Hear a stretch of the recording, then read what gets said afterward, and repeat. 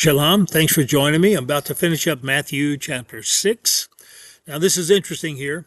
Matthew chapter 6, this is the last section of this chapter, and it's entitled, Do Not Worry. Do not worry. Now, remember, this is part of the Sermon on the Mount, and the main theme of Jesus' sermon is teaching his followers that your righteousness must exceed the righteousness of the scribes and the Pharisees. That's Matthew chapter 5, verse 20. And now he's talking about how we are concerned with the priorities of life, and whether we are filled with anxiety or whether we are filled with trust and peace.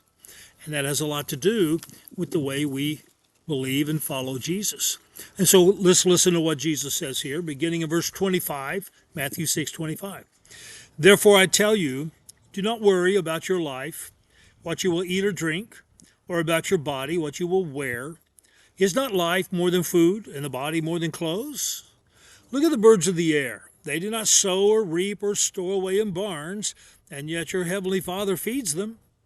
Are you not much more valuable than they? Can any one of you, by worrying, add a single hour to your life? And why do you worry about clothes? See how the flowers of the field grow? They do not labor or spin.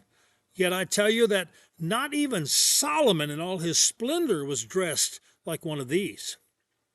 If that is how God clothes the grass of the field, which is here today and tomorrow is thrown into the fire, will he not much more clothe you, you of little faith?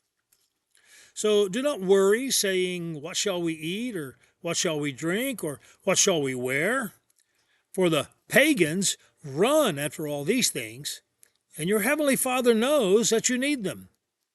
But seek first his kingdom and his righteousness, and all these things will be given to you as well. Therefore, do not worry about tomorrow, for tomorrow will worry about itself. Each day has enough trouble of its own. Do not worry. What a fascinating thing. You know, when you're a person who is filled with anxiety, it doesn't really help when people tell you to calm down, does it? It doesn't at all. Do not worry. The word worry is interesting. In other places, it is translated as anxious or anxiety. And it's the Greek word merimnao is the root word. It's the noun. Merimnate is the particular form here in this chapter. But it means to be pulled from every direction.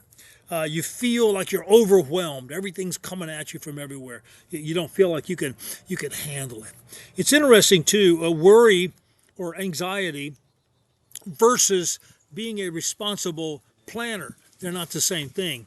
A person who is filled with worry, in this sense, this merimnate kind of worry, this being pulled from every direction, which is really anxiety, that's a person who's attempting to look into the future, predict what's going to happen, and then find or imagine some way in which they could control it or minimize its damage or make it go a certain way, and they can't. And it's interesting because you can't control the future. Now, that's not the same as being a responsible planner. A responsible planner can recognize what is coming up around pretty soon, and they take steps to make sure that they're ready for it.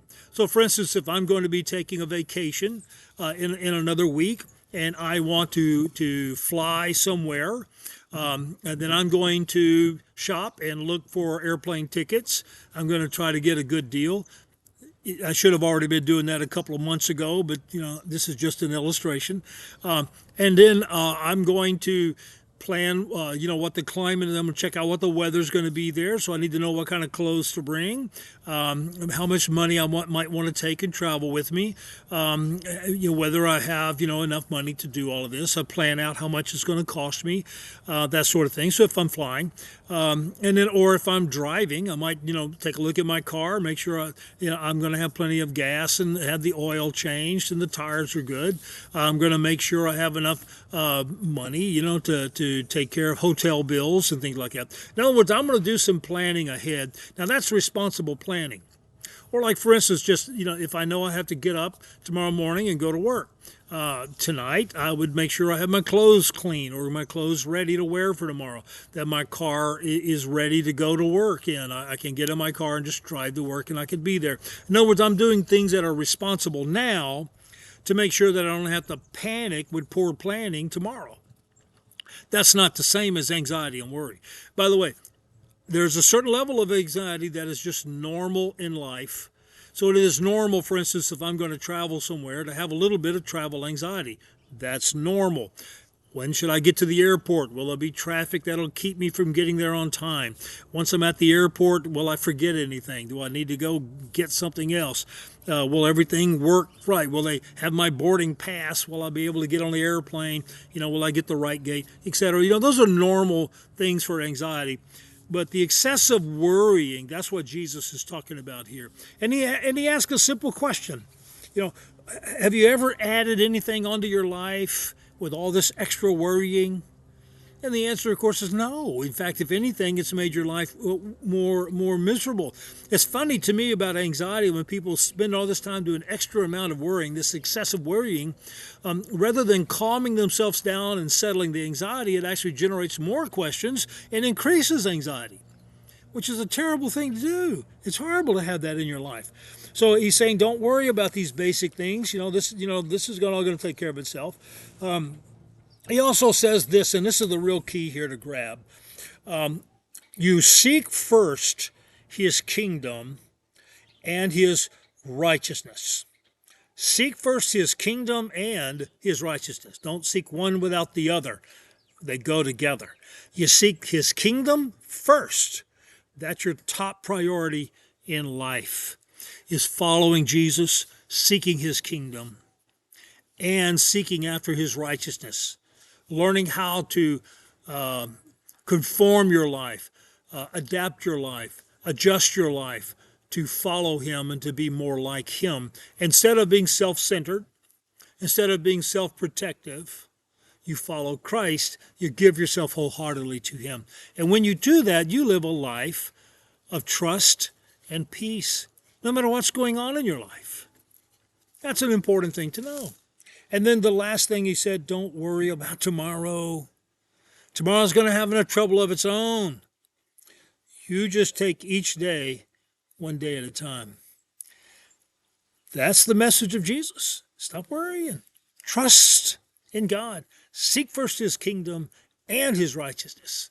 And all these things will be added to you. Thank you for joining me.